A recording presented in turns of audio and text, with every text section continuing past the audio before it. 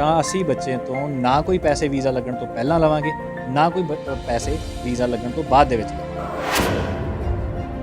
Visa ਦੇ ਕੋਈ charges ਨਹੀਂ ਹੋਣਗੇ, ਨਾ ਵੀਜ਼ਾ ਲੱਗਣ ਤੋਂ ਪਹਿਲਾਂ ਤੇ ਨਾ ਹੀ ਵੀਜ਼ਾ ਲੱਗਣ ਤੋਂ ਬਾਅਦ ਕੋਈ ਪੈਸੇ ਲੱਗਣਗੇ।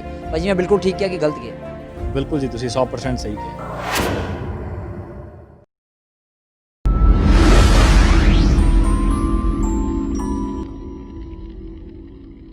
ਤਕਰੀਬਨ 7 ਮਹੀਨਿਆਂ ਦੇ ਇੰਤਜ਼ਾਰ ਤੋਂ ਬਾਅਦ ਆਈਲੈਟਸ ਸੈਂਟਰ ਖੁੱਲ੍ਹ ਹੀ ਗਏ। ਬੱਚਿਆਂ ਨੂੰ ਵੀ ਇੰਤਜ਼ਾਰ ਸੀ। ਬੱਚੇ ਸੁਨਹਿਰੀ ਭਵਿੱਖ ਦਾ ਸੁਪਨਾ ਲੈ ਕੇ ਤੇ ਜੇਬਾਂ ਦੇ ਵਿੱਚ ਮੋਟੀਆਂ ਫੀਸਾਂ ਲੈ ਕੇ ਤਿਆਰ ਬੈਠੇ ਨੇ। ਤੇ ਖਬਰਸਾਰ ਚੈਨਲ ਦੇਖ ਰਹੇ ਸਾਰੇ ਹੀ ਦਰਸ਼ਕਾਂ ਦਾ ਸਵਾਗਤ ਹੈ। ਮੈਂ ਹਾਂ ਤੁਹਾਡੇ ਨਾਲ ਠਾਕੁਰ ਅਮਨਦੀਪ ਸਿੰਘ। ਪਰ ਬੱਚਿਆਂ ਦੇ ਦਿਲ ਦੇ ਵਿੱਚ ਇੱਕ ਸਵਾਲ ਜ਼ਰੂਰ ਹੈ ਕਿ ਆਖਰ ਕਿਹੜੇ ਆਈਲੈਟਸ ਸੈਂਟਰ ਦੇ ਵਿੱਚ ਆਈਏ।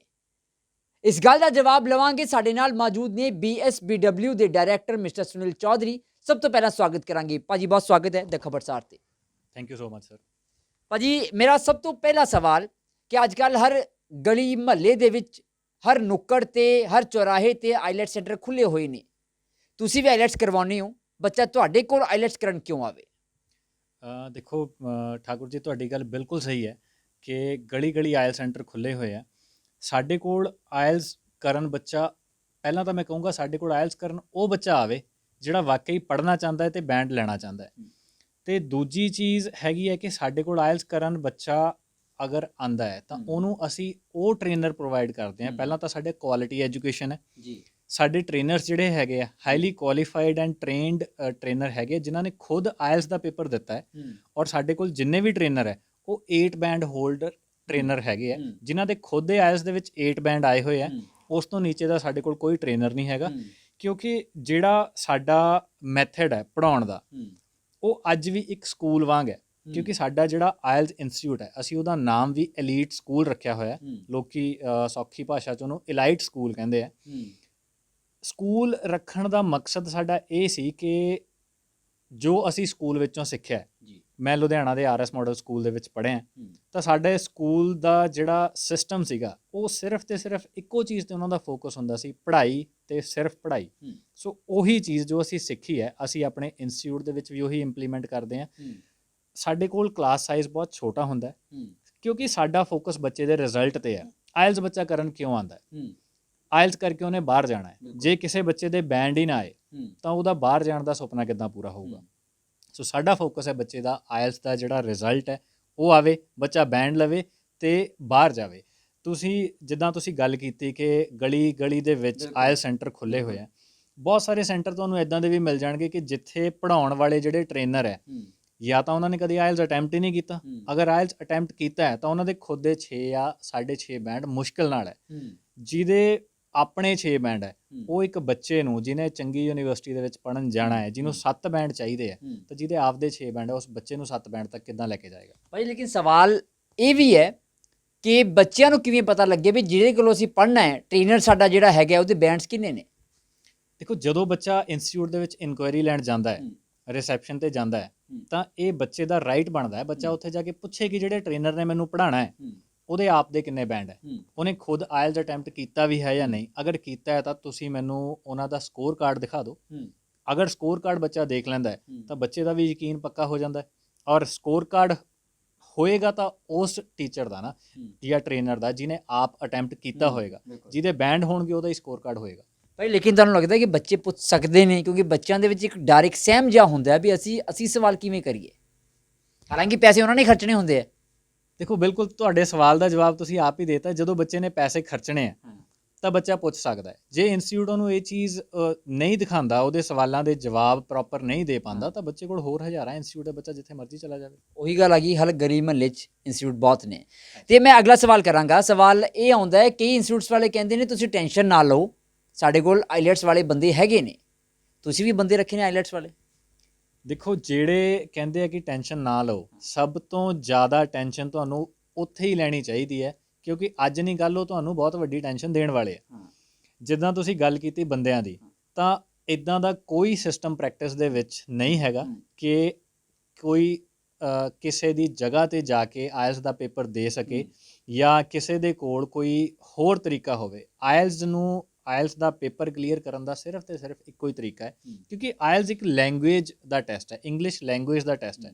ਤਾਂ ਲੈਂਗੁਏਜ ਦੇ ਉੱਪਰ, ਭਾਸ਼ਾ ਦੇ ਉੱਪਰ ਪਕੜ ਕਿਸੇ ਵੀ ਬੰਦੇ ਦੀ ਤਾਂ ਹੀ ਬਣ ਸਕਦੀ ਹੈ ਜੇ ਰੈਗੂਲਰ ਉਹਦੀ ਪ੍ਰੈਕਟਿਸ ਕਰਾਂਗੇ, ਜ਼ਿਆਦਾ ਤੋਂ ਜ਼ਿਆਦਾ ਪ੍ਰੈਕਟਿਸ ਕਰਾਂਗੇ। ਸੋ ਇੱਕੋ ਹੀ ਤਰੀਕਾ ਹੈ, ਟ੍ਰੇਨਿੰਗ ਐਂਡ ਟ੍ਰੇਨਿੰਗ। ਜਿੰਨੀ ਟ੍ਰੇਨਿੰਗ ਬੱਚਾ ਕਰੂਗਾ ਉਹਨਾਂ ਉਹਦੇ ਬੈਂਡ ਇੰਪਰੂਵ ਹੋਣਗੇ। ਦੂਜੀਆਂ ਕਿਸੇ ਪ੍ਰੈਕਟਿਸਿਸ ਦੇ ਵਿੱਚ ਪੈਣ ਦੀ ਜ਼ਰੂਰਤ ਨਹੀਂ ਹੈਗੀ। ਉਹਦੇ ਨਾਲ ਸਿਰਫ ਤੇ ਸਿਰਫ ਪੈਸਾ ਤੇ ਸਮੇਂ ਦੀ ਬਰਬਾਦੀ ਹੋਣੀ ਹੈ, ਇਸ ਤੋਂ ਇਲਾਵਾ ਹੋਰ ਕੁਝ ਨਹੀਂ। ਨਹੀਂ, ਜਿਹੜੇ ਕਹਿੰਦੇ ਨੇ ਕੋਈ ਚੱਕਰ ਨਹੀਂ, ਤੁਹਾਡੀ ਜਗ੍ਹਾ ਪੇਪਰ ਬੰਦਾ ਕੋਈ ਹੋਰ ਦਿਆਊਂਗਾ, ਸਾਡੇ ਕੋਲ ਬੰਦੇ ਬਹੁਤ ਨੇ। ਦੇਖੋ ਪੋਸੀਬਲ ਹੀ ਨਹੀਂ ਹੈ। ਉਹਨਾਂ ਦਾ ਸਿਸਟਮ ਇੰਨਾ ਕੁ ਰਿਫਾਈਨਡ ਸਿਸਟਮ ਹੈਗਾ ਕਿ ਜਦੋਂ ਬੱਚਾ ਇੱਕ ਪੇਪਰ ਦੇਣ ਆਇਲਸ ਦਾ ਜਾਂਦਾ ਹੈ ਤਾਂ ਉਹਦੇ ਆਇਲਸ ਦੇ ਪੇਪਰ ਦੀ ਸਾਰੀ ਵੀਡੀਓ ਰਿਕਾਰਡਿੰਗ ਹੁੰਦੀ ਹੈ। ਤੇ ਜਿਹੜਾ ਤੁਸੀਂ ਆਇਲਸ ਦਾ ਟੈਸਟ ਸਕੋਰ ਕਾਰਡ ਅਗਰ ਦੇਖੋਗੇ ਤਾਂ ਉਹਦੇ ਤੇ ਜਿਹੜੀ ਫੋਟੋ ਹੁੰਦੀ ਹੈ, ਜਦੋਂ ਬੱਚਾ ਪੇਪਰ ਦੇਣ ਜਾਂਦਾ ਉਹਦੀ ਲਾਈਵ ਫੋਟੋ ਉਹਦੇ ਤੇ ਹੁੰਦੀ ਹੈ। ਤਾਂ ਮੇਰੀ ਜਗ੍ਹਾ ਅਗਰ ਤੁਸੀਂ ਪੇਪਰ ਦੇਣ ਗਏ ਹੋ ਤਾਂ ਤੁਸੀਂ ਖੁਦ ਇਸ ਚੀਜ਼ ਨੂੰ ਇਮੇਜਿਨ ਕਰ ਸਕਦੇ ਹੋ ਕਿ ਸਕੋਰ ਕਾਰਡ ਤੇ ਉਸ ਬੱਚੇ ਦੀ ਫੋਟੋ ਕਿੱਦਾਂ ਆ ਸਕਦੀ ਹੈ। ਲਾਈਕ ਜਿਵੇਂ ਸਾਡੇ ਬੋਰਡ ਦੇ ਐਗਜ਼ਾਮ ਹੁੰਦੇ ਨੇ, ਸਾਡੇ ਜੋ ਸਾਡੇ ਰੋਲ ਨੰਬਰ ਹੈ ਉਹਦੇ ਉੱਪਰ ਫੋਟੋ ਲੱਗੀ ਹੁੰਦੀ ਹੈ, ਕੋਈ ਬੰਦਾ ਹੋਰ ਕੋਈ ਜਾ ਹੀ ਨਹੀਂ ਸਕਦਾ। ਮੇਰੇ ਖਿਆਲ ਉਵੇਂ ਹੀ ਇਹ ਹੁੰਦਾ। ਬਿਲਕੁਲ, ਇਹ ਉਹਦੇ ਨਾਲੋਂ ਵੀ 2 ਜਾਂ 3 ਸਟੈਪ ਐਡਵਾਂਸ ਉਹਨਾਂ ਦਾ ਜਿਹੜਾ ਸਿਸਟਮ ਹੈਗਾ। ਸੋ ਇਹਦੇ ਨਾਲ ਚੀਟ ਨਹੀਂ ਹੋ ਸਕਦਾ। ਅੱਛਾ, ਕਈ ਬੱਚਿਆਂ ਦੇ ਵਿੱਚ ਇਹ ਵੀ ਬਹੁਤ ਵੱਡਾ ਵਹਿਮ ਹੁੰਦਾ ਹੈ ਕਿ ਸਾਡਾ ਪੇਪਰ ਤੁਸੀਂ ਬਠਿੰਡਿਓਂ ਭਰਵਾਓ, ਮੋਗੇ ਤੋਂ ਭਰਵਾਓ, ਉੱਥੇ ਬੈਂਡ ਜ਼ਿਆਦਾ ਆਉਂਦੇ ਨੇ ਜਾਂ ਪੇਪਰ ਸੌਖਾ ਆਉਂਦਾ ਹੈ। ਇਹਦੇ 'ਚ ਕਿੰਨੀ ਕੁ ਸੱਚਾਈ ਹੈ? ਦੇਖੋ ਇਹ 90% ਤੋਂ ਵੀ ਜ਼ਿਆਦਾ ਇਹਦੀ ਰੇਸ਼ੋ ਹੈਗੀ ਹੈ। ਜਿਹੜੇ ਲੋਕ ਇੱਦਾਂ ਸੋਚਦੇ ਆ ਕਿ ਅਗਰ ਅਸੀਂ ਇੱਕ ਰਿਮੋਟ ਏਰੀਆ ਦੇ ਵਿੱਚ ਜਾ ਕੇ ਪੇਪਰ ਦਿੰਦੇ ਹਾਂ ਤਾਂ ਸ਼ਾਇਦ ਉੱਥੇ ਪੇਪਰ ਸੌਖਾ ਆਊਗਾ ਜਾਂ ਉੱਥੇ ਬੈਂਡ ਜ਼ਿਆਦਾ ਆ ਸਕਦੇ ਆ। ਸੋ ਇਸ ਗੱਲ ਦੇ ਵਿੱਚ 1% ਦੀ ਵੀ ਸੱਚਾਈ ਹੈ ਨਹੀਂ, ਕਿਉਂਕਿ ਪੇਪਰ ਜਿਹੜਾ ਆਲ ਇੰਡੀਆ ਲੈਵਲ ਤੇ ਹੈ ਉਹ ਸੇਮ ਆਣਾ ਹੈ, ਕਿਉਂਕਿ ਪੇਪਰ ਦੀਆਂ ਡੇਟ ਸੇਮ ਹੁੰਦੀਆਂ। ਸੋ ਪੇਪਰ ਦਾ ਪੈਟਰਨ ਇਵਨ ਇੱਕ ਕੁਐਸਚਨ ਪੇਪਰ ਦੇ ਵਿੱਚ ਸੇਮ ਰਹਿਣਾ, ਉਹਦੇ 'ਚ ਕੁਝ ਚੇਂਜ ਨਹੀਂ ਹੋਣਾ। ਇਹ ਸਿਰਫ ਤੇ ਸਿਰਫ ਬੱਚੇ ਦੇ ਮਨ ਦਾ ਵਹਿਮ ਹੈ। ਕਿਸੇ ਮੇਰੇ ਵਰਗੇ ਦੇ ਉਹਨੇ ਲੁਧਿਆਣੇ ਪੇਪਰ ਦਿੱਤਾ, ਉਹਦੇ ਬੈਂਡ ਨਹੀਂ ਆਏ, ਤੇ ਉਹਨੇ ਕਿਤੇ ਜਾ ਕੇ ਮੋਗੇ ਪੇਪਰ ਦਿੱਤਾ ਤੇ ਉਹਦੇ ਬੈਂਡ ਆ ਗਏ। ਤਾਂ ਕਿਸੇ ਦਾ ਤੁੱਕਾ ਚੱਲ ਗਿਆ ਤੇ ਉਹਨੇ ਅੱਗੇ ਇਸ ਚੀਜ਼ ਨੂੰ ਉਹ ਰੂਲ ਹੀ ਬਣਾਤਾ ਕਿ ਹਾਂਜੀ ਤੁਸੀਂ ਰਿਮੋਟ ਏਰੀਆ ਦੇ ਵਿੱਚ ਜਾ ਕੇ ਦਓਗੇ ਤਾਂ ਤੁਹਾਡੇ ਬੈਂਡ ਆ ਜਾਣੇ। ਸੋ ਇਦਾਂ ਦੀ ਕੋਈ ਚੀਜ਼ ਨਹੀਂ ਹੈ, ਇਦਾਂ ਦੀ ਪ੍ਰੈਕਟਿਸਿਸ ਦੇ ਵਿੱਚ ਪੈਣ ਦੀ ਕੋਈ ਜ਼ਰੂਰਤ ਨਹੀਂ ਹੈ ਬੱਚੇ ਨੂੰ। ਚਲੋ, ਇਹ ਤਾਂ ਰਹੀ ਆਈਲੈਟਸ ਦੀ ਗੱਲ। ਆਈਲੈਟਸ ਅੰਤ ਨਹੀਂ, ਆਈਲੈਟਸ ਤੋਂ ਬੇਸਿਕਲੀ ਸ਼ੁਰੂਆਤ ਹੁੰਦੀ ਹੈ ਤੇ ਅਗਲਾ ਨੰਬਰ ਹੁੰਦਾ ਹੈ ਜਾਂ ਕਹਿ ਲਓ ਫਾਈਨਲ ਡੈਸਟੀਨੇਸ਼ਨ ਹੁੰਦੀ ਹੈ ਕਿ ਸਾਡਾ ਵੀਜ਼ਾ ਲੱਗੇ। ਜਦੋਂ ਗੱਲ ਵੀਜ਼ੇ ਦੀ ਆਉਂਦੀ ਹੈ ਤਾਂ ਮੇਰੇ ਦਿਲ ਦੇ ਵਿੱਚ ਸਭ ਤੋਂ ਪਹਿਲਾ ਸਵਾਲ ਇਹ ਆਉਂਦਾ ਹੈ ਕਿ ਸਾਰੇ ਪੈਸੇ ਵੀਜ਼ਾ ਲੱਗਣ ਤੋਂ ਬਾਅਦ ਭਾਜੀ ਇਹਦੇ ਪਿੱਛੇ ਦੀ ਕਹਾਣੀ ਕੀ ਹੈ? ਦੇਖੋ 2 ਤਰੀਕੇ ਦੀ ਪ੍ਰੈਕਟਿਸ ਅੱਜ ਦੇ ਟਾਈਮ ਦੇ ਵਿੱਚ ਹੋ ਰਹੀ ਹੈ। ਪਹਿਲੀ ਤਾਂ ਆਪਾਂ ਗੱਲ ਕਰਾਂਗੇ ਕਿ ਜਿਸ ਵੀ ਕੰਟਰੀ ਕਿਸੇ ਬੱਚੇ ਨੇ ਵੀਜ਼ਾ ਅਪਲਾਈ ਕਰਨਾ ਹੈ, ਉਸ ਕੰਟਰੀ ਦੀਆਂ ਜਿਹੜੀਆਂ ਗਾਈਡਲਾਈਨਸ ਹੈਗੀਆਂ, ਇੱਕ ਚੈੱਕਲਿਸਟ ਅੰਬੈਸੀ ਵੱਲੋਂ ਇਸ਼ੂ ਕੀਤੀ ਜਾਂਦੀ ਹੈ। ਜੇ ਆਪਾਂ ਗੱਲ ਕਰੀਏ ਕੈਨੇਡਾ ਦੀ, ਕਿਉਂਕਿ ਹਰ ਬੱਚੇ ਦਾ ਟਾਰਗੇਟ ਪਹਿਲਾ ਕੈਨੇਡਾ ਹੀ ਹੈ ਕਿ ਮੇਰਾ ਆਇਲਸ ਦਾ ਅਗਰ ਮੇਰਾ ਸਕੋਰ ਆਉਂਦਾ ਹੈ ਤਾਂ ਮੈਂ ਕੈਨੇਡਾ ਜਾ ਕੇ ਸੈਟਲ ਹੋਵਾਂ। ਸੋ ਗੱਲ ਕੈਨੇਡਾ ਦੀ ਆਪਾਂ ਕਰਦੇ ਹਾਂ ਕਿ ਕੈਨੇਡਾ ਦੀਆਂ ਜੋ ਗਾਈਡਲਾਈਨਸ ਕਹਿੰਦੀਆਂ, ਕੈਨੇਡੀਅਨ ਹਾਈ ਕਮਿਸ਼ਨ ਦੀਆਂ ਗਾਈਡਲਾਈਨਸ ਇਹ ਕਹਿੰਦੀਆਂ ਕਿ ਬੱਚਾ ਆਪਣੀ ਫੀਸ ਜਾਂ ਤਾਂ ਆਪ ਭਰੇ ਜਾਂ ਉਹਦੇ ਪੇਰੈਂਟਸ ਭਰਨ। ਬੱਚਾ ਤਾਂ ਦੇਖੋ ਸਟੂਡੈਂਟ ਹੈ, ਉਹ ਤਾਂ ਕਮਾਉਣ ਕਿਤੇ ਜਾਊਗਾ ਨਹੀਂ, ਉਹਦੇ ਪੇਰੈਂਟਸ ਦਾ ਹੀ ਪੈਸਾ ਹੋਊਗਾ ਜਾਂ ਤਾਂ ਬੱਚੇ ਦੇ ਅਕਾਊਂਟ 'ਚੋਂ ਬਾਹਰ ਜਾਵੇ। ਪਰ ਇਹ ਸਾਰਾ ਕੁਝ ਪਹਿਲਾਂ ਹੁੰਦਾ ਹੈ। ਮੈਂ ਤੁਹਾਨੂੰ ਥੋੜ੍ਹਾ ਸ਼ਾਰਟ ਦੇ ਵਿੱਚ ਪ੍ਰੋਸੈਸ ਸਮਝਾ ਦਿੰਦਾ ਕਿ ਪ੍ਰੋਸੈਸ ਕਿੱਦਾਂ ਹੁੰਦਾ। ਸਭ ਤੋਂ ਪਹਿਲਾਂ ਬੱਚੇ ਦਾ ਆਇਲਸ ਦਾ ਸਕੋਰ ਜਦੋਂ ਆ ਗਿਆ ਤਾਂ ਬੱਚਾ ਅਪਲਾਈ ਕਰਦਾ ਆਫਰ ਲੈਟਰ ਦੇ ਲਈ, ਕਿਸੇ ਵੀ ਕਾਲਜ ਦੇ ਵਿੱਚ ਐਡਮਿਸ਼ਨ ਦੇ ਲਈ। ਜਿੱਦਾਂ ਹੀ ਆਫਰ ਲੈਟਰ ਆਉਂਦੀ ਹੈ ਤਾਂ ਦੂਜਾ ਸਟੈਪ ਹੁੰਦਾ ਹੈ ਉਸ ਕਾਲਜ ਦੀ ਫੀਸ ਜਮ੍ਹਾਂ ਕਰਾਉਣੀ ਹੁੰਦੀ ਹੈ, ਜਿਹੜੀ ਕਿ ਉਸ ਆਫਰ ਲੈਟਰ 'ਤੇ ਲਿਖੀ ਹੁੰਦੀ ਹੈ। ਔਨ ਐਨ ਐਵਰੇਜ 1 ਸਾਲ ਦੀ ਫੀਸ ਜਿਹੜੀ ਕੈਨੇਡਾ ਦੇ ਵਿੱਚ ਤਕਰੀਬਨ ਚੰਗੇ ਕਾਲਜਸ, ਯੂਨੀਵਰਸਿਟੀ, ਅਗਰ ਮੈਂ ਸਰਕਾਰੀ ਕਾਲਜਸ ਦੀ ਗੱਲ ਕਰਾਂ, ਗਵਰਨਮੈਂਟ ਕਾਲਜਸ ਦੀ ਗੱਲ ਕਰਾਂ, ਤਾਂ ਅੰਦਾਜ਼ਨ 8 ਤੋਂ 9 ਲੱਖ ਰੁਪਇਆ ਫੀਸ 1 ਸਾਲ ਦੀ ਹੁੰਦੀ ਹੈ, ਜਿਹੜੀ ਕਿ ਦੂਜਾ ਸਟੈਪ ਹੈ ਬੱਚੇ ਨੇ ਭਰਵਾਉਣੀ ਹੈ। ਜਿੱਦਾਂ ਹੀ ਫੀਸ ਬੱਚਾ ਭਰਵਾਉਂਦਾ ਹੈ ਤਾਂ ਉਹਦੀ ਹਫ਼ਤੇ ਕੁ ਦੇ ਵਿੱਚ ਕਾਲਜ ਵੱਲੋਂ ਰਸੀਦ ਆ ਜਾਂਦੀ ਹੈ ਕਿ ਫੀਸ ਸਾਨੂੰ ਪਹੁੰਚ ਗਈ। ਅਗਲਾ ਸਟੈਪ ਹੁੰਦਾ ਹੈ GIC। ਤਾਂ GIC ਬੱਚੇ ਨੇ ਭਰਵਾਉਣਾ ਹੈ। 10,200 ਕੈਨੇਡੀਅਨ ਡਾਲਰ ਉਹ ਹੁੰਦਾ ਹੈ, ਇੰਡੀਅਨ ਕਰੰਸੀ ਦੇ ਵਿੱਚ 5.5 ਲੱਖ ਉਹ ਬਣਦਾ ਹੈ। ਤੀਜਾ ਸਟੈਪ ਉਹ ਹੋ ਗਿਆ। ਚੌਥਾ ਹੋ ਗਿਆ ਬੱਚੇ ਨੇ ਮੈਡੀਕਲ ਐਗਜ਼ਾਮੀਨੇਸ਼ਨ ਆਪਣਾ ਕਰਵਾਉਣਾ ਕਿ ਉਹ ਫਿਜ਼ੀਕਲੀ ਫਿੱਟ ਹੈ, ਉਹਨੂੰ ਕੋਈ ਸੀਰੀਅਸ ਕੋਈ ਇਸ਼ੂ ਨਹੀਂ ਹੈਗਾ। ਮੈਡੀਕਲ ਹੋਣ ਤੋਂ ਬਾਅਦ 5ਵਾਂ ਸਟੈਪ ਹੈ ਕਿ ਫਾਈਲ ਸਬਮਿਟ ਹੁੰਦੀ ਹੈ ਐਮਬੈਸੀ ਦੇ ਵਿੱਚ, ਜਿਹੜਾ ਕਿ ਪ੍ਰੋਸੈਸ ਆਨਲਾਈਨ ਹੈ। ਇਸ ਟਾਈਮ ਆਨਲਾਈਨ ਹੀ ਹੈ, ਪਹਿਲਾਂ ਆਫਲਾਈਨ ਵੀ ਸੀ ਕੋਵਿਡ ਤੋਂ ਪਹਿਲਾਂ, ਬਟ ਇਸ ਟਾਈਮ ਸਿਰਫ ਆਨਲਾਈਨ ਸਬਮਿਟ ਹੋ ਰਹੀ ਹੈ। ਸੋ ਇਹ 5 ਸਟੈਪ ਦੇ ਵਿੱਚ ਪ੍ਰੋਸੈਸ ਕੰਪਲੀਟ ਹੁੰਦਾ ਹੈ। 5ਵਾਂ ਸਟੈਪ ਜਿਹੜਾ ਹੈਗਾ ਵੀਜ਼ਾ ਫਾਈਲਿੰਗ ਦਾ, ਜਦੋਂ ਬੱਚਾ ਵੀਜ਼ਾ ਫਾਈਲ ਕਰਦਾ ਹੈ ਤਾਂ ਅੰਦਾਜ਼ਨ 1 ਮਹੀਨੇ ਦੇ ਵਿੱਚ ਉਹਦਾ ਵੀਜ਼ਾ ਆ ਜਾਂਦਾ ਹੈ। ਸੋ ਇਸ ਪ੍ਰੋਸੈਸ ਤੋਂ ਇਹ ਸਮਝ ਲੱਗਦਾ ਹੈ ਕਿ ਜਿਹੜੀ ਫੀਸ ਹੈ ਜਾਂ GIC ਹੈ, ਜਿੰਨੇ ਵੀ ਖਰਚੇ ਹੈ, ਉਹ ਸਾਰੇ ਵੀਜ਼ਾ ਲੱਗਣ ਤੋਂ ਪਹਿਲਾਂ ਬੱਚੇ ਨੂੰ ਪੇ ਕਰਨੇ ਪੈਣੇ ਆ ਤੇ ਉਸ ਤੋਂ ਬਾਅਦ ਬੱਚੇ ਦਾ ਵੀਜ਼ਾ ਆਉਣਾ ਤੇ ਫਿਰ ਬੱਚੇ ਨੇ ਟਿਕਟ ਲੈ ਕੇ ਕੈਨੇਡਾ ਜਾਣਾ ਹੈ। ਲੇਕਿਨ ਫਿਰ ਵੀਜ਼ਾ ਲੱਗਣ ਤੋਂ ਬਾਅਦ ਸਾਰੀ ਫੀਸ, ਇਹ ਗੱਲ ਆਈ ਕਿੱਥੋਂ? ਤੁਸੀਂ ਵੀ ਕਹਿੰਦੇ ਹੋ? ਮੈਂ ਉਸੇ ਚੀਜ਼ ਤੇ ਮੈਂ ਹੁਣ ਆਉਣ ਲੱਗਿਆ ਕਿ ਅਗਰ ਅਸੀਂ ਇੱਕ ਸਿਸਟਮ ਨੂੰ ਫੋਲੋ ਕਰਦੇ ਹਾਂ, ਜੋ ਉਹਨਾਂ ਦਾ ਇੱਕ ਰਾਈਟ ਸਿਸਟਮ ਹੈਗਾ, ਕੈਨੇਡੀਅਨ ਹਾਈ ਕਮਿਸ਼ਨ ਦਾ ਬਣਾਇਆ ਹੋਇਆ, ਕੈਨੇਡੀਅਨ ਗਵਰਨਮੈਂਟ ਦਾ ਬਣਾਇਆ ਹੋਇਆ, ਤਾਂ ਉਹ ਸਿਸਟਮ ਹੈ। ਹੁਣ ਇੱਕ ਸਿਸਟਮ ਹੈ ਜਿਹੜਾ ਇੱਥੇ ਪ੍ਰੈਕਟਿਸ ਦੇ ਵਿੱਚ ਚੱਲ ਰਿਹਾ, ਜੋ ਅਸੀਂ ਲੋਕਾਂ ਨੇ ਬਣਾਇਆ। ਅਸੀਂ ਲੋਕਾਂ ਨੇ ਸਾਡੀ ਇੰਡਸਟਰੀ ਦੇ ਲੋਕਾਂ ਨੇ ਬਣਾਇਆ, ਜਾਂ ਕਹਿ ਲਓ ਕਿ ਲੋਕਾਂ ਨੇ ਉਸ ਚੀਜ਼ ਨੂੰ ਅਸੈਪਟ ਕੀਤਾ। ਦੇਖੋ ਜੇ ਆਪਾਂ ਗੱਲ ਕਰਦੇ ਹਾਂ ਕਿ ਤਾਲੀ ਕਦੇ ਇੱਕ ਹੱਥ ਨਾਲ ਨਹੀਂ ਵੱਜਦੀ, ਦੋਨਾਂ ਹੱਥਾਂ ਨਾਲ ਵੱਜਦੀ ਹੈ। ਅਗਰ ਕੋਈ ਇਸ ਚੀਜ਼ ਦੀ ਐਡ ਦਿੰਦਾ ਕਿ ਸਾਰੇ ਪੈਸੇ ਵੀਜ਼ਾ ਲੱਗਣ ਤੋਂ ਬਾਅਦ ਤੇ ਲੋਕ ਇਸ ਚੀਜ਼ ਨੂੰ ਨਾ ਖਰੀਦਦੇ, ਤਾਂ ਸ਼ਾਇਦ ਉਹ ਦੂਜੀ ਵਾਰੀ ਇਸ ਚੀਜ਼ ਦੀ ਐਡ ਨਾ ਕਰਦਾ। ਅਲਕੋਹਲ ਦੀ ਬੋਟਲ ਤੇ ਵੀ ਲਿਖਿਆ ਹੁੰਦਾ ਹੈ ਕਿ liquor consumption is injurious to health, but ਫਿਰ ਵੀ ਲੋਕਾਂ ਨੂੰ ਪਤਾ ਹੈ ਹਾਨੀਕਾਰਕ ਹੈ, ਪਰ ਫਿਰ ਵੀ ਲੋਕ ਖਰੀਦਦੇ ਆ ਤੇ ਪੀਂਦੇ ਆ। ਸੋ ਸੇਮ ਚੀਜ਼ ਇੱਥੇ ਵੀ ਹੋਈ ਕਿ ਜਦੋਂ ਇੱਕ ਸਿਸਟਮ ਨੂੰ ਫੋਲੋ ਕਰਨਾ ਅਸੀਂ ਛੱਡਿਆ ਤਾਂ ਉਹਦੇ ਸਾਈਡ ਇਫੈਕਟ ਵੀ ਸਾਹਮਣੇ ਆਉਂਦੇ ਆ। ਅੱਜ ਇਹ ਪ੍ਰੈਕਟਿਸ ਬਣੀ, ਬਹੁਤ ਸਾਰੇ ਲੋਕ ਕਹਿੰਦੇ ਆ ਕਿ ਪੈਸੇ ਵੀਜ਼ਾ ਲੱਗਣ ਤੋਂ ਬਾਅਦ, ਤਾਂ ਉਹਦੇ 'ਚ ਅਸਲ ਸੱਚਾਈ ਕੀ ਹੈ ਕਿ ਜਿਹੜੇ ਚੰਗੇ ਕਾਲਜਿਸ ਹੈ ਕੈਨੇਡਾ ਦੇ ਵਿੱਚ, ਚੰਗੇ ਕਾਲਜਿਸ ਯੂਨੀਵਰਸਿਟੀਜ਼, ਉਹਨਾਂ ਦੇ ਵਿੱਚ ਫੀਸ ਜਾਂਦੀ ਹੈ ਪਹਿਲਾਂ, ਪਰ ਕੁਝ ਪ੍ਰਾਈਵੇਟ ਕਾਲਜਿਸ ਵੀ ਹੈਗੇ ਆ ਜਿਨ੍ਹਾਂ ਦੇ ਵਿੱਚ ਬਾਅਦ ਦੇ ਵਿੱਚ ਵਰਕ ਪਰਮਿਟ ਨਹੀਂ ਮਿਲਦਾ। ਤਾਂ ਉਹ ਕਾਲਜ ਕਹਿੰਦੇ ਆ ਕਿ ਤੁਸੀਂ ਐਡਮਿਸ਼ਨ ਲਓ, ਤੁਹਾਨੂੰ ਫੀਸ ਭਰਾਉਣ ਦੀ ਕੋਈ ਲੋੜ ਨਹੀਂ, ਅਸੀਂ ਇੱਦਾਂ ਹੀ ਤੁਹਾਨੂੰ ਫੀਸ ਦੀਆਂ ਰਸੀਦਾਂ ਇਸ਼ੂ ਕਰ ਦਾਂਗੇ। ਉਹਦੇ ਬੇਸਿਸ 'ਤੇ ਕਲਾਇੰਟ ਨੂੰ ਇਹ ਕਹਿ ਕੇ ਕਿ ਤੁਹਾਡਾ GIC ਭਰਵਾ ਲਿਆ ਜਾਂਦਾ ਹੈ, ਹਰ ਕੰਸਲਟੈਂਟ ਭਰਵਾ ਲੈਂਦਾ ਹੈ ਕਿ GIC ਭਰ ਦਿਓ, ਤੁਹਾਡਾ ਹੀ ਪੈਸਾ ਹੈ, ਤੁਹਾਡੇ ਅਕਾਊਂਟ 'ਚ ਜਾਣਾ, ਫੀਸ ਤੁਹਾਡੀ ਅਸੀਂ ਭਰਾਂਗੇ ਅਤੇ ਇੰਨੇ ਦਾ ਪੈਕੇਜ ਬਣ ਗਿਆ, ਤੁਹਾਡੇ ਤੋਂ ਪੈਸੇ ਲਵਾਂਗੇ ਵੀਜ਼ਾ ਲੱਗਣ ਤੋਂ ਬਾਅਦ। ਸੋ ਇਹ ਪ੍ਰੈਕਟਿਸ ਫੋਲੋ ਕੀਤੀ ਜਾਂਦੀ ਹੈ। ਪਰ ਮੈਂ ਪਹਿਲਾਂ ਤਾਂ ਮੈਂ ਇਹ ਚੀਜ਼ ਤੁਹਾਨੂੰ ਪਹਿਲਾਂ ਹੀ ਕਹਿ ਚੁੱਕਿਆ ਕਿ ਜਿਹੜਾ ਪੈਸੇ ਵੀਜ਼ਾ ਲੱਗਣ ਤੋਂ ਬਾਅਦ ਵਾਲੀ ਪ੍ਰੈਕਟਿਸ ਹੈ, ਉਹ ਪ੍ਰੈਕਟਿਸ ਜੈਨੂਅਨ ਤੇ ਐਥੀਕਲ ਪ੍ਰੈਕਟਿਸ ਨਹੀਂ ਹੈ। ਕੈਨੇਡੀਅਨ ਹਾਈ ਕਮਿਸ਼ਨ ਉਹਨੂੰ ਸਹੀ ਨਹੀਂ ਮੰਨਦਾ, ਬਟ ਫਿਰ ਵੀ ਚੱਲ ਰਹੀ ਹੈ। ਅਸੀਂ ਵੀ ਕਹਿੰਦੇ ਹਾਂ ਇਹ ਚੀਜ਼, ਪਰ ਮੈਂ ਇਹ ਕਹਿੰਦਾ ਕਿ ਜਦੋਂ ਤੁਸੀਂ ਪੈਕੇਜ ਵਾਲੇ ਸਿਸਟਮ ਦੇ ਵਿੱਚ ਪੈਂਦੇ ਹੋ, ਜਦੋਂ ਫੀਸ ਆਫਟਰ ਵੀਜ਼ਾ ਵਾਲੇ ਸਿਸਟਮ 'ਚ ਪੈਂਦੇ ਹੋ, ਤਾਂ ਬੱਚਾ ਕਮ ਸੇ ਕਮ ਇਹ ਚੀਜ਼ ਜ਼ਰੂਰ ਦੇਖੇ ਕਿ ਜਿਹੜੇ ਕਾਲਜ ਦੀ, ਪਹਿਲਾਂ ਤਾਂ ਉਹ ਕਿਹੜੇ ਕਾਲਜ ਦੇ ਵਿੱਚ ਉਹਦੀ ਐਡਮਿਸ਼ਨ ਹੋ ਰਹੀ ਹੈ, ਕਿਹੜੇ ਕੋਰਸ ਲਈ ਉਹਦੀ ਐਡਮਿਸ਼ਨ ਹੋ ਰਹੀ ਹੈ, ਅਤੇ ਉਸ ਕੋਰਸ ਲਈ ਫੀਸ ਜਾਣੀ ਕਿੰਨੀ ਹੈ।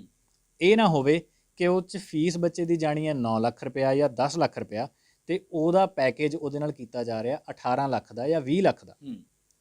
ਕਿਸੇ ਬੱਚੇ ਦੀ ਫੀਸ ਭਰੀ ਗਈ ਹੈ 9 ਲੱਖ ਰੁਪਇਆ, 10 ਲੱਖ ਰੁਪਇਆ, ਤਾਂ ਉਹਦੇ ਤੋਂ ਲੱਖ 2 ਲੱਖ ਫਾਲਤੂ ਲਿੱਤਾ ਗਿਆ ਵੀਜ਼ਾ ਆਉਣ ਤੋਂ ਬਾਅਦ। ਤਾਂ ਉਹ ਚੀਜ਼ ਸਮਝ ਚਾਹੁੰਦੀ ਹੈ ਕਿ ਪੰਜਾਬੀ 'ਚ ਇੱਕ ਸਿੱਧਾ ਜਿਹਾ ਕਹਿ ਲਈਏ ਕਿ ਵਿਆਜ 'ਤੇ ਪੈਸੇ ਦਿੱਤੇ ਆ, ਮਹੀਨੇ 2 ਮਹੀਨੇ ਵਾਸਤੇ ਉਹਦਾ ਬੰਦੇ ਨੇ ਵਿਆਜ ਵਸੂਲ ਕਰ ਲਿਆ। ਪਰ ਕਾਲਜ, ਜਿਹੜੀ ਪ੍ਰਾਈਵੇਟ ਕਾਲਜਿਸ ਦੀ ਪ੍ਰੈਕਟਿਸ ਕੀਤੀ ਜਾਂਦੀ ਹੈ ਕਿ ਫੀਸ ਜਾ ਵੀ ਨਹੀਂ ਰਹੀ, ਫਿਰ ਵੀ ਬੱਚੇ ਤੋਂ ਡਬਲ ਅਮਾਊਂਟ ਵਸੂਲੀ ਜਾਂਦੀ ਹੈ, ਉਹ ਪ੍ਰੈਕਟਿਸ ਸਰਾਸਰ ਗਲਤ ਹੈ। ਅਤੇ ਪ੍ਰੈਕਟਿਸ ਉਹ ਬੰਦ ਤਦ ਹੀ ਹੋ ਸਕਦੀ ਹੈ ਜਦੋਂ ਸਟੂਡੈਂਟ ਅਵੇਅਰ ਹੋਊਗਾ, ਜਦੋਂ ਪੈਰੈਂਟਸ ਅਵੇਅਰ ਹੋਣਗੇ, ਅਤੇ ਜਦੋਂ ਸਟੂਡੈਂਟ ਇਹ ਚੀਜ਼ ਕੰਸਲਟੈਂਟ ਨੂੰ ਜਾ ਕੇ ਪੁੱਛਣ ਲੱਗ ਗਿਆ ਕਿ ਮੈਨੂੰ ਮੇਰਾ ਕਾਲਜ ਦੱਸੋ ਜਿਹਦੇ 'ਚ ਤੁਸੀਂ ਪੈਕੇਜ ਕਰ ਰਹੇ ਹੋ। ਮੈਂ ਨਹੀਂ ਕਹਿੰਦਾ ਪੈਕੇਜ ਕਰਨਾ ਮਾੜੀ ਗੱਲ ਹੈ। ਦੇਖੋ, ਹਰ ਬੰਦਾ ਚਾਹੁੰਦਾ ਹੈ ਕਿ ਉਹ ਪੈਸੇ ਉਦੋਂ ਹੀ ਦੇਵੇ ਜਦੋਂ ਉਹਦਾ ਕੰਮ ਹੋ ਗਿਆ। ਅਗਰ ਪੈਕੇਜ ਵਾਲੇ ਸਿਸਟਮ 'ਚ ਤੁਸੀਂ ਪੈਣਾ ਚਾਹੁੰਦੇ ਹੋ, ਤਾਂ ਤੁਹਾਨੂੰ ਪਤਾ ਹੋਣਾ ਚਾਹੀਦਾ ਤੁਹਾਡਾ ਕਾਲਜ ਕਿਹੜਾ, ਤੁਹਾਡਾ ਪ੍ਰੋਗਰਾਮ ਕਿਹੜਾ, ਤੁਹਾਡੀ ਫੀਸ ਜਾ ਕਿੰਨੀ ਰਹੀ ਹੈ, ਅਤੇ ਤੁਹਾਡਾ ਟੋਟਲ ਜਿਹੜਾ ਸਿਸਟਮ ਤੁਸੀਂ ਇੱਕ ਕਹਿ ਲਓ ਕਿ ਇੱਕ ਉੱਕਾ ਪੁੱਕਾ ਠੇਕਾ ਕੀਤਾ ਹੈ, ਉਹ ਕਿੰਨੇ 'ਚ ਕੀਤਾ ਹੈ, ਅਤੇ ਤੁਸੀਂ ਕਿੰਨੇ ਪੈਸੇ ਦੇ ਰਹੇ ਹੋ। ਜਦੋਂ ਇਹ ਚੀਜ਼ ਹੋਣ ਲੱਗ ਗਈ ਤਾਂ ਇਹਦੇ 'ਚ ਜਿਹੜੇ ਠੱਗੀ ਦੇ ਚਾਂਸ ਹੈ ਉਹ ਵੀ ਘਟ ਜਾਣਗੇ। ਅੱਜ ਪ੍ਰੋਬਲਮ ਕਿੱਥੇ ਆਉਂਦੀ ਹੈ, ਜਿਹੜੇ ਬੱਚੇ ਦਾ ਤਾਂ ਵੀਜ਼ਾ ਹੋ ਗਿਆ, ਉਹ ਕੈਨੇਡਾ ਪਹੁੰਚ ਗਿਆ, ਉਹ ਭੁੱਲ ਜਾਂਦਾ ਉਹਦਾ 2 ਲੱਖ ਵੱਧ ਲੱਗਿਆ, 4 ਲੱਖ ਵੱਧ ਲੱਗਿਆ, ਉਹ ਭੁੱਲ ਜਾਂਦਾ ਹੈ। ਪਰ ਜਿਹੜੇ ਬੱਚੇ ਦਾ ਵੀਜ਼ਾ ਨਹੀਂ ਹੁੰਦਾ, ਸਭ ਤੋਂ ਵੱਡੀ ਦਿੱਕਤ ਦੇ ਵਿੱਚ ਉਹ ਆਉਂਦਾ। ਦਿੱਕਤ ਦੇ ਵਿੱਚ ਕਿੱਦਾਂ ਆਉਂਦਾ, ਜਦੋਂ ਉਹਨੇ ਪੈਕੇਜ ਕੀਤਾ ਹੁੰਦਾ, ਕੰਸਲਟੈਂਟ ਨੂੰ ਉਹਨੇ ਦਿੱਤਾ ਕੁਛ ਨਹੀਂ, ਤਾਂ ਉਹ ਜਦੋਂ ਉਹਦਾ ਵੀਜ਼ਾ ਰਿਫਿਊਜ਼ ਹੋ ਗਿਆ, ਉਹ ਕੰਸਲਟੈਂਟ ਤੋਂ ਆਪਣੀ ਫਾਈਲ ਮੰਗਣ ਜੋਗਾ ਨਹੀਂ ਰਹਿੰਦਾ ਕਿ ਤੁਸੀਂ ਮੈਨੂੰ ਦਿਖਾ ਦਿਓ ਕਿ ਮੇਰੇ ਵੀਜ਼ਾ ਐਪਲੀਕੇਸ਼ਨ ਦੇ ਵਿੱਚ ਡਾਕੂਮੈਂਟ ਕਿਹੜੇ ਲੱਗੇ ਸੀ ਅਤੇ ਕੀ ਲੱਗਿਆ ਸੀ। ਜਦੋਂ ਉਹਨੂੰ ਇਹੀ ਨਹੀਂ ਪਤਾ, ਜਦੋਂ ਕਿਸੇ ਦਾ ਵੀਜ਼ਾ ਇੱਕ ਵਾਰ ਰਿਜੈਕਟ ਹੋ ਗਿਆ, ਤਾਂ ਇਹਦਾ ਮਤਲਬ ਇਹ ਨਹੀਂ ਹੈ ਕਿ ਉਹਦੀ ਜ਼ਿੰਦਗੀ ਉੱਥੇ ਰੁਕ ਗਈ। ਉਹ ਦੂਜੀ ਵਾਰ ਵੀਜ਼ਾ ਅਪਲਾਈ ਕਰ ਸਕਦਾ ਹੈ, ਪਿਛਲੇ ਰਿਫਿਊਜ਼ਲ ਲੈਟਰ ਦੇ ਵਿੱਚ ਦੇਖੇ ਕਿ ਉਹਨੂੰ ਕੀ ਪ੍ਰੋਬਲਮ ਆਈ ਹੈ, ਉਹਨਾਂ ਚੀਜ਼ਾਂ ਨੂੰ ਇੰਪਰੂਵ ਕਰੇ ਅਤੇ ਦੁਬਾਰਾ ਫਾਈਲ ਲਾ ਸਕਦਾ। ਲੇਕਿਨ ਤੁਸੀਂ ਕਿ ਜਿਨ੍ਹਾਂ ਦਾ ਵੀਜ਼ਾ ਨਹੀਂ ਲੱਗਦਾ ਜਾਂ ਵੀਜ਼ਾ ਰਿਫਿਊਜ਼ਲ ਹੋ ਜਾਂਦਾ ਹੈ, ਤਾਂ ਉਹ ਦੁਬਾਰਾ ਫਾਈਲ ਮੰਗਣ ਜੋਗਾ ਜਾਂ ਪੁੱਛਣ ਜੋਗਾ ਵੀ ਨਹੀਂ ਰਹਿੰਦਾ। ਪਰ ਭਾਜੀ ਪੈਸੇ ਦੇ ਕੇ ਵੀ ਅੱਜ ਕੱਲ੍ਹ ਦਾ ਇੱਥੇ ਫਾਈਲਾਂ ਨਹੀਂ ਦਿਖਾਉਂਦੇ ਲੋਕ। ਦੇਖੋ, ਇਹ ਸਭ ਤੋਂ ਵੱਡੀ ਜਿਹੜੀ ਅੱਜ ਦੇ ਟਾਈਮ ਦੇ ਵਿੱਚ ਇੱਕ ਤਰਾਸਦੀ ਕਹਿ ਲਈਏ, ਉਹ ਇਹ ਹੈ ਕਿ ਬੱਚਾ ਔਰ ਪੇਰੈਂਟਸ ਅਵੇਅਰਨੈਸ ਦੀ ਉਹਨਾਂ 'ਚ ਕਮੀ ਹੈ, ਜਾਂ ਕਹਿ ਲਈਏ ਕਿ ਅਸੀਂ ਜਿਹੜੀ ਇੱਕ ਸਾਡੀ ਆਦਤ ਹੈ ਪੰਜਾਬੀਆਂ ਦੀ ਕਿ ਜਿਸ ਚੀਜ਼ 'ਤੇ ਬਿਲੀਵ ਕਰਨਾ ਉਹਦੇ 'ਤੇ ਅੱਖਾਂ ਬੰਦ ਕਰਕੇ ਬਿਲੀਵ ਕਰ ਲੈਣਾ, ਤਾਂ ਉਸ ਆਦਤ ਦੀ ਵਜ੍ਹਾ ਕਰਕੇ ਅੱਜ ਅਸੀਂ ਇਹ ਨਤੀਜੇ ਜਿਹੜੇ ਹੈਗੇ ਉਹ ਭੁਗਤਦੇ ਪਏ ਹਾਂ। ਤੁਹਾਨੂੰ ਯਾਦ ਹੋਣਾ ਕਿ ਆਪਾਂ ਪਹਿਲਾਂ ਇੱਕ ਇੰਟਰਵਿਊ ਕੀਤੀ ਸੀ ਜਿਹਦੇ 'ਚ ਅਸੀਂ 4 ਗੱਲਾਂ ਦੱਸੀਆਂ ਸੀ ਕਿ ਉਹ 4 ਗੱਲਾਂ ਦਾ ਅਗਰ ਪਾਲਣ ਬੱਚਾ ਜਾਂ ਮਾਂ ਪਿਓ ਕਰ ਲੈਂਦੇ ਆ ਤਾਂ ਉਹ ਕਦੇ ਵੀ ਠੱਗੀ ਦਾ ਸ਼ਿਕਾਰ ਨਹੀਂ ਹੋਣਗੇ। ਉਹ 4 ਗੱਲਾਂ ਕੀ ਸੀ ਕਿ ਪਹਿਲਾ ਬੱਚੇ ਨੂੰ ਇਹ ਪਤਾ ਹੋਵੇ ਕਿ ਉਹਦਾ ਕਿਹੜਾ ਕਾਲਜ ਹੈ, ਕਿਹੜਾ ਪ੍ਰੋਗਰਾਮ ਹੈ। ਦੂਜਾ, ਉਹਨੂੰ ਉਹ ਆਪਦੇ ਓਰੀਜਨਲ ਡਾਕੂਮੈਂਟ ਕਦੇ ਕਿਸੇ ਨੂੰ ਨਾ ਦੇਵੇ। ਤੀਜਾ, ਜਿਹੜੀ ਆਪਦੀ ਫੀਸ ਹੈ ਕਾਲਜ ਜਾਂ ਯੂਨੀਵਰਸਿਟੀ ਦੀ, ਉਹ ਡਾਇਰੈਕਟ ਆਪਣੇ ਅਕਾਊਂਟ ਦੇ ਵਿੱਚੋਂ ਡਾਇਰੈਕਟ ਕਾਲਜ ਯੂਨੀਵਰਸਿਟੀ ਨੂੰ ਪੇ ਕਰੇ, ਕਿਸੇ ਵੀ ਏਜੰਟ ਨੂੰ ਨਾ ਕੈਸ਼ ਦੇਵੇ ਤੇ ਨਾ ਉਹਦੇ ਅਕਾਊਂਟ ਦੇ ਵਿੱਚ ਦੇਵੇ।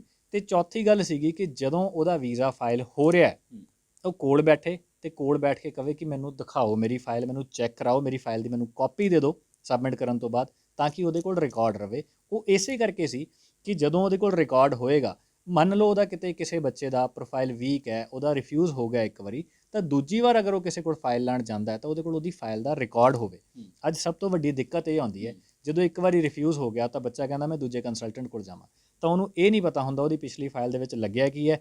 ਨਵਾਂ ਕੰਸਲਟੈਂਟ ਆਪਣੇ ਦਿਮਾਗ ਦੇ ਘੋੜੇ ਦੌੜਾ ਕੇ ਆਪਣੇ ਤਰੀਕੇ ਫਾਈਲ ਲਾ ਦਿੰਦਾ। ਤਾਂ ਜਦੋਂ ਉਹ ਚੀਜ਼ਾਂ ਪਿਛਲੀ ਇਨਫੋਰਮੇਸ਼ਨ ਨਵੀਂ ਇਨਫੋਰਮੇਸ਼ਨ ਦੇ ਨਾਲ ਮੈਚ ਨਹੀਂ ਕਰਦੀ, ਤਾਂ ਮਿਸ ਰਿਪਰੈਜ਼ੈਂਟੇਸ਼ਨ ਦਾ ਜਿਹੜਾ ਹੈਗਾ ਬੱਚੇ 'ਤੇ ਲੱਗ ਜਾਂਦਾ ਹੈ। ਤਾਂ ਉਹ ਮਿਸ ਰਿਪਰੈਜ਼ੈਂਟੇਸ਼ਨ ਹੋਣ ਕਰਕੇ ਬੱਚੇ ਦੀ 5 ਸਾਲ ਤੱਕ ਦੀ ਐਂਟਰੀ ਬੈਨ ਵੀ ਹੋ ਜਾਂਦੀ ਹੈ। ਸੋ ਇਹ ਚੀਜ਼ ਨੂੰ ਇੰਪਰੂਵ ਕਰਨ ਦੇ ਲਈ ਹੀ ਅਸੀਂ ਕਹਿੰਦੇ ਹਾਂ ਕਿ ਜਿਹੜੀ ਪ੍ਰੈਕਟਿਸ ਹੈ ਉਹ ਇੱਦਾਂ ਹੋਣੀ ਚਾਹੀਦੀ ਹੈ, ਬੱਚੇ ਕੋਲ ਬੈਠ ਕੇ ਆਪਣੀ ਫਾਈਲ ਲਵਾਉਣ। ਬਿਲਕੁਲ ਜੀ, ਟਰਾਂਸਪੇਰੈਂਸੀ ਹੋਣੀ ਬੜੀ ਜ਼ਰੂਰੀ ਹੈ। ਮੈਂ ਵਾਪਸ ਆਈਲੈਟਸ 'ਤੇ ਆਵਾਂਗਾ। ਤੁਸੀਂ ਕਹਿੰਦੇ ਹੋ ਭਾਜੀ ਆਈਲੈਟਸ ਦੇ ਲਈ ਜਿਹੜੇ ਤੁਹਾਡੇ ਕੋਲ ਟ੍ਰੇਨਰਸ ਨੇ ਉਹ ਵੈਲ ਕੁਆਲੀਫਾਈਡ ਨੇ ਜਾਂ ਉਹਨਾਂ ਦੇ ਚੰਗੇ ਬੈਂਡਸ ਨੇ, ਪਰ ਬੱਚਾ ਜਿਹੜਾ ਤੁਹਾਡੇ ਕੋਲ ਆਈਲੈਟਸ ਕਰੇਗਾ, ਚੰਗੇ ਬੈਂਡਸ ਵੀ ਆਉਣਗੇ, ਵੀਜ਼ਾ ਵੀ ਲਵਾਏਗਾ ਉਹ, ਫਿਰ ਬੱਚਿਆਂ ਨੂੰ ਤੁਸੀਂ ਕੋਈ ਕੰਸੈਸ਼ਨ ਵੀ ਦੇ ਰਹੇ ਹੋ ਕਿ ਨਹੀਂ ਦੇ ਰਹੇ ਹੋ, ਕੋਈ ਆਫਰ ਬੱਚਿਆਂ ਵਾਸਤੇ? ਦੇਖੋ ਬਹੁਤ ਵਧੀਆ ਤੁਸੀਂ ਚੀਜ਼ ਪੁੱਛੀ ਹੈ। ਮੈਂ ਵੈਸੇ ਵੀ ਕਹਿਣਾ ਚਾਹੁੰਦਾ ਸੀ, ਅਸੀਂ ਇੱਕ ਨਵੀਂ ਸਰਵਿਸ ਸਟਾਰਟ ਕਰ ਰਹੇ ਹਾਂ, ਜਾਂ ਕਹਿ ਲਓ ਕਿ ਇੱਕ ਬੱਚਿਆਂ ਨੂੰ ਸਹੀ ਪ੍ਰੈਕਟਿਸ ਦੇ ਵੱਲ ਬੱਚਿਆਂ ਨੂੰ ਉਹਨਾਂ ਦਾ ਧਿਆਨ ਲੈ ਕੇ ਆਉਣ ਦੇ ਲਈ ਅਸੀਂ ਇੱਕ ਨਵੀਂ ਪ੍ਰੈਕਟਿਸ ਸਟਾਰਟ ਕੀਤੀ ਹੈ ਕਿ ਜਿਹੜਾ ਵੀ ਬੱਚਾ ਸਾਡੇ ਕੋਲ ਵੀਜ਼ਾ ਫਾਈਲ ਕਰਨ ਆਉਂਦਾ ਹੈ, ਅਗਰ ਉਹ ਖੁਦ ਆਪਣੀ ਫਾਈਲ ਦੇ ਵਿੱਚ ਇੰਟਰਸਟ ਲੈਂਦਾ ਹੈ, ਅਗਰ ਉਹ ਇਸ ਚੀਜ਼ ਦੇ ਵਿੱਚ ਇੰਟਰਸਟ ਲੈਂਦਾ ਹੈ ਕਿ ਉਹਦਾ ਕਿਹੜਾ ਕਾਲਜ ਹੈ, ਕਿਹੜਾ ਪ੍ਰੋਗਰਾਮ ਉਹ ਕਰਨ ਚੱਲਿਆ, ਅਤੇ ਜਿਹੜੀਆਂ ਅਸੀਂ 4 ਗੱਲਾਂ ਪਹਿਲਾਂ ਦੱਸੀਆਂ ਉਹਨਾਂ ਦਾ ਪਾਲਣ ਅਗਰ ਬੱਚਾ ਕਰਦਾ ਹੈ, ਆਪਣੀ ਫੀਸ ਆਪ ਸਾਨੂੰ ਨਾ ਪੇ ਕਰੇ, ਕਾਲਜ ਯੂਨੀਵਰਸਿਟੀ ਨੂੰ ਪੇ ਕਰਦਾ ਹੈ, ਫੀਸ ਆਫਟਰ ਵੀਜ਼ਾ ਵਾਲੇ ਚੱਕਰ ਦੇ ਵਿੱਚ ਨਹੀਂ ਪੈਂਦਾ, ਤਾਂ ਅਸੀਂ ਬੱਚੇ ਤੋਂ ਨਾ ਕੋਈ ਪੈਸੇ ਵੀਜ਼ਾ ਲੱਗਣ ਤੋਂ ਪਹਿਲਾਂ ਲਵਾਂਗੇ, ਨਾ ਕੋਈ ਪੈਸੇ ਵੀਜ਼ਾ ਲੱਗਣ ਤੋਂ ਬਾਅਦ ਦੇ ਵਿੱਚ ਲਵਾਂਗੇ। ਨਹੀਂ ਮਤਲਬ ਫਿਰ ਤੁਸੀਂ ਨਾ ਪਹਿਲਾਂ ਪੈਸੇ ਲੈਣੇ ਹੈ ਨਾ ਬਾਅਦ 'ਚ ਪੈਸੇ ਲੈਣੇ ਆ, ਫਿਰ ਤੁਸੀਂ ਸਮਾਜ ਸੇਵਾ ਵਾਸਤੇ ਆਪਣਾ ਕੰਮ ਚਲਾ ਰਹੇ ਹੋ, ਪੈਸੇ ਕਮਾਓਗੇ ਕਿਵੇਂ? ਨਹੀਂ ਦੇਖੋ, ਸਮਾਜ ਸੇਵਾ ਤਾਂ ਨਹੀਂ ਹੈਗੀ ਇਹ ਚੀਜ਼। ਫਿਰ ਜਾਂ ਪੈਸੇ ਜ਼ਿਆਦਾ ਆਏ ਹੋਣੇ ਤੁਹਾਡੇ ਕੋਲ? ਨਹੀਂ, ਪੈਸੇ ਜ਼ਿਆਦਾ ਆਏ ਦੀ ਗੱਲ ਨਹੀਂ ਹੈ। ਦੇਖੋ, ਜਦੋਂ ਇੱਕ ਚੀਜ਼ ਕੋਈ ਤੁਹਾਨੂੰ ਨਵੀਂ ਪ੍ਰੈਕਟਿਸ ਤੁਸੀਂ ਸ਼ੁਰੂ ਕਰਨੀ ਹੈ, ਕਿਸੇ ਚੀਜ਼ ਕੋਈ ਨਵਾਂ ਕੰਮ ਕਰਨ ਦੇ ਵਿੱਚ ਤੁਸੀਂ ਅਗਰ ਲੋਕਾਂ ਦਾ ਧਿਆਨ ਖਿੱਚਣਾ ਹੈ ਤਾਂ ਤੁਹਾਨੂੰ ਲੀਹ ਤੋਂ ਹਟ ਕੇ ਕੁਝ ਕਰਨਾ ਪਊਗਾ। ਇੱਕ ਸਿਰਫ ਮੈਂ ਨਹੀਂ ਕਹਿ ਰਿਹਾ, ਹਰ ਇੱਕ ਕੰਸਲਟੈਂਟ ਜਿਹੜਾ ਬੱਚਿਆਂ ਨੂੰ ਬਾਹਰ ਭੇਜਦਾ ਉਹਦੇ ਕਾਲਜਿਸ ਦੇ ਨਾਲ ਟਾਈ ਅਪ ਹੁੰਦੇ ਆ। ਸਾਡੇ ਵੀ ਗਵਰਨਮੈਂਟ ਕਾਲਜਿਸ ਦੇ ਨਾਲ ਅਸੀਂ ਕਾਲਜਿਸ ਨੂੰ ਯੂਨੀਵਰਸਿਟੀਜ਼ ਨੂੰ ਰਿਪਰੈਜ਼ੈਂਟ ਕਰਦੇ ਹਾਂ, ਸਾਡੇ ਟਾਈ ਅਪ ਹੈਗੇ ਆ। ਸੋ ਇੱਕ ਕਮਿਸ਼ਨ ਹਰ ਏਜੰਟ ਨੂੰ ਮਿਲਦੀ ਹੈ ਕਾਲਜਿਸ ਵੱਲੋਂ, ਯੂਨੀਵਰਸਿਟੀਜ਼ ਵੱਲੋਂ, ਉਹ ਸਾਨੂੰ ਵੀ ਮਿਲਣੀ ਹੈ। ਸੋ ਉਸ ਕਮਿਸ਼ਨ ਦੇ ਨਾਲ ਅਸੀਂ ਸੈਟਿਸਫਾਈਡ ਹਾਂ। ਤਾਂ ਸਾਡਾ ਇਸ ਟਾਈਮ ਮੋਟਿਵ ਇਹ ਹੈ ਕਿ ਜਿਹੜੀਆਂ ਰੋਂਗ ਪ੍ਰੈਕਟਿਸਿਸ ਹੋ ਰਹੀਆਂ ਉਹਦੇ ਪ੍ਰਤੀ ਬੱਚੇ ਨੂੰ ਅਵੇਅਰ ਕੀਤਾ ਜਾਵੇ, ਤਾਂ ਬੱਚੇ ਦੇ ਜੇ 4 ਪੈਸੇ ਬਚ ਜਾਣਗੇ। ਜੋ ਇਸ ਟਾਈਮ ਕੋਵਿਡ ਦਾ ਟਾਈਮ ਚੱਲ ਰਿਹਾ ਹੈ, ਜਾਂਦੇ ਹੀ ਬੱਚਿਆਂ ਨੂੰ ਉੱਥੇ ਕੰਮ ਨਹੀਂ ਮਿਲ ਜਾਣਾ। ਜੋਬ ਲੌਸਿਸ ਇੰਡੀਆ ਦੇ ਵਿੱਚ ਵੀ ਹੋਏ ਹੈ, ਜੋਬ ਲੌਸ ਦੂਸਰੀ ਕੰਟਰੀਜ਼ ਦੇ ਵਿੱਚ ਵੀ ਹੈਗੇ ਹੈ। ਤਾਂ ਜੋ 20-50 ਹਜ਼ਾਰ ਬੱਚੇ ਦਾ ਬਚੂਗਾ ਤਾਂ ਕਮ ਸੇ ਕਮ ਉਹਦੇ ਨਾਲ ਬੱਚੇ ਦੀ ਏਅਰ ਟਿਕਟ ਨਿਕਲ ਜੂਗੀ, ਜਾਂ ਬੱਚੇ ਦਾ ਪੈਸੇ ਜਿਹੜੇ ਬਚ ਜਾਣਗੇ ਤਾਂ ਉਹ ਮਾਪੇ ਕੱਲ੍ਹ ਨੂੰ ਬੱਚੇ ਨੂੰ ਉਹਦੇ ਤੀਜੇ ਸਮੈਸਟਰ ਦੀ ਫੀਸ ਦੇ ਲਈ ਜਾਂ ਉਹਦੇ ਰਹਿਣ ਸਹਿਣ ਦੇ ਖਰਚੇ ਦੇ ਲਈ ਕੁਛ ਇੱਧਰੋਂ ਮਦਦ ਕਰ ਦੇਣਗੇ। ਸਿਰਫ ਇੰਨੀ ਕੁ ਸਾਡੀ ਕੋਸ਼ਿਸ਼ ਹੈ। ਭਾਈ ਤੁਹਾਨੂੰ ਲੱਗਦਾ ਨਹੀਂ ਤੁਸੀਂ ਕਈ ਵਾਰ ਜ਼ਿਆਦਾ ਹੀ ਟਰਾਂਸਪੇਰੈਂਟ ਹੋ ਜਾਂਦੇ ਹੋ? ਤੁਸੀਂ ਤਾਂ ਬਾਕੀਆਂ ਦੇ ਚਿੱਠੇ ਵੀ ਖੋਲ੍ਹਤੇ ਵੀ ਦੇਖੋ ਕਮਿਸ਼ਨ ਸਾਰਿਆਂ ਨੂੰ ਮਿਲਦਾ ਹੈ, ਪਰ ਬੇਬਾਕੀ ਦੇ ਨਾਲ ਬੋਲਦਾ ਕੋਈ ਨਹੀਂ ਵੀ ਸਾਨੂੰ ਵੀ ਕਮਿਸ਼ਨ ਮਿਲਦਾ ਹੈ, ਕਿਉਂਕਿ ਉੱਤੋਂ ਕੰਸਲਟੈਂਸੀ ਫੀਸ ਹੀ ਕਈਆਂ ਨੇ ਤਾਂ ਮੈਂ ਕਹਾਂਗਾ 50-50 ਹਜ਼ਾਰ ਕਈ ਲੱਖ ਵੀ ਲੈ ਲੈਂਦੇ ਨੇ। ਵੀਜ਼ਾ ਲਵਾਉਣ ਤੋਂ ਬਾਅਦ ਕਈ ਮੂੰਹ ਮੰਗੇ 2-2 ਲੱਖ ਵੀ ਮੰਗ ਲੈਂਦੇ ਨੇ। ਫਿਰ ਤੁਸੀਂ ਵਾਲੇ ਸਿੱਧੇ ਹੋ ਗਏ, ਕੋਈ ਚੱਕਰ ਨਹੀਂ, ਨਾ ਪੈਸੇ ਪਹਿਲਾਂ ਨਾ ਪੈਸੇ ਬਾਅਦ ਦੇ ਵਿੱਚ, ਜਿੰਨਾ ਕੁ ਸਾਨੂੰ ਕਮਿਸ਼ਨ ਕਾਲਜ ਵੱਲੋਂ ਮਿਲੇਗਾ ਅਸੀਂ ਉਹਦੇ ਵਿੱਚ ਸੈਟਿਸਫਾਈ ਹਾਂ। ਤੁਹਾਨੂੰ ਕਈ ਵਾਰ ਲੱਗਦਾ ਨਹੀਂ ਤੁਸੀਂ ਆਪ ਤਾਂ ਚਲੋ ਘੱਟ ਰੱਖ ਰਹੇ ਹੋ ਪੈਸੇ ਜਾਂ ਆਪਣੇ ਆਪ ਸੈਟਿਸਫਾਈ ਹੈਗੇ ਹੋ, ਪਰ ਦੂਜਿਆਂ ਵਾਸਤੇ ਵੀ ਮੁਸ਼ਕਿਲਾਂ ਖੜੀਆਂ ਕਰ ਰਹੇ ਹੋ? ਦੇਖੋ, ਮੈਂ ਇਕੱਲਾ ਨਹੀਂ ਇਹ ਪ੍ਰੈਕਟਿਸ ਕਰ ਰਿਹਾ। ਸਾਡੇ ਫੀਲਡ ਦੇ ਵਿੱਚ ਹੋਰ ਵੀ ਬਹੁਤ ਸਾਰੇ ਲੋਕ ਹੈ ਜਿਹੜੇ ਇਸ ਪ੍ਰੈਕਟਿਸ ਨੂੰ ਆਲਰੇਡੀ ਕਰਦੇ ਪਏ ਹੈ। ਪਰ ਗੱਲ ਕੀ ਹੁੰਦਾ ਹੈ ਕਿ ਪਰ ਸਾਨੂੰ ਤਾਂ ਕੋਈ ਟੱਕਰਿਆ ਨਹੀਂ ਅੱਜ ਤੱਕ ਮਤਲਬ।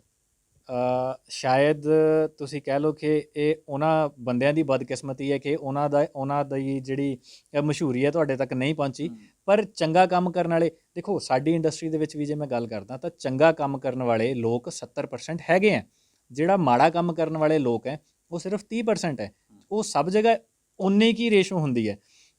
ਇੱਕ ਮੈਂ ਤੁਹਾਨੂੰ ਫਿਗਰਸ ਦੇ ਅਕੋਰਡਿੰਗਲੀ ਦੱਸਦਾ ਕਿ ਆਏ ਸਾਲ ਕੈਨੇਡਾ ਦੇ ਵਿੱਚ ਜੇ 2019 ਦੀ ਗੱਲ ਕਰੀਏ ਤਾਂ ਕੋਈ 2,30,000 ਦੇ ਆਸ-ਪਾਸ ਬੱਚਾ ਕੈਨੇਡਾ ਦੇ ਵਿੱਚ ਗਿਆ ਸਿਰਫ ਇੰਡੀਆ ਤੋਂ। ਤਾਂ ਜਿਹੜਾ 2,30,000 ਬੱਚਾ ਕੈਨੇਡਾ ਦੇ ਵਿੱਚ ਗਿਆ ਤਾਂ ਉਹ ਸਾਰੇ ਦਾ ਸਾਰਾ ਬੱਚਾ ਤਾਂ ਠੱਗੀ ਦਾ ਸ਼ਿਕਾਰ ਹੋ ਕੇ ਨਹੀਂ ਗਿਆ। ਇਟ ਮੀਨਸ ਉਹਨਾਂ ਦਾ 1 ਨੰਬਰ ਦੇ ਵਿੱਚ ਕੰਮ ਹੋਇਆ ਤਾਂ ਹੀ ਉਹ ਬਾਹਰ ਪਹੁੰਚੇ ਹੈ। ਪਰ ਉਹ 1 ਨੰਬਰ ਦਾ ਕੰਮ ਕਰਨ ਵਾਲੇ ਲੋਕ ਕਦੇ ਸਾਹਮਣੇ ਨਹੀਂ ਆਏ, ਉਹਨਾਂ ਦਾ ਨਹੀਂ ਪਤਾ ਲੱਗਦਾ। ਗੱਲ ਕੀ ਹੈ, ਜਿਹੜੀ ਨੈਗੇਟਿਵਿਟੀ ਹੈ ਉਹ ਸਪਰੈਡ ਬਹੁਤ ਜਲਦੀ ਹੁੰਦੀ ਹੈ। ਸੋ ਇੱਕ ਛੋਟਾ ਜਿਹਾ ਦਾਗ ਵੀ ਜੇ ਇੱਕ ਚਿੱਟੀ ਚਾਦਰ 'ਤੇ ਛੋਟਾ ਜਿਹਾ ਦਾਗ ਦੂਰੋਂ ਚਮਕੂਗਾ। ਸੋ ਉਹੀ ਚੀਜ਼ ਹੈ ਕਿ ਜਿਹੜੇ ਕੁਝ % ਲੋਕ ਮਾੜਾ ਕੰਮ ਕਰਨ ਵਾਲੇ ਸਾਰੀ ਇੰਡਸਟਰੀ ਨੂੰ ਬਦਨਾਮ ਕਰਦੇ ਆ, ਜਦਕਿ 70% ਲੋਕ ਚੰਗਾ ਕੰਮ ਕਰਨ ਵਾਲੇ ਵੀ ਹੈਗੇ ਆ।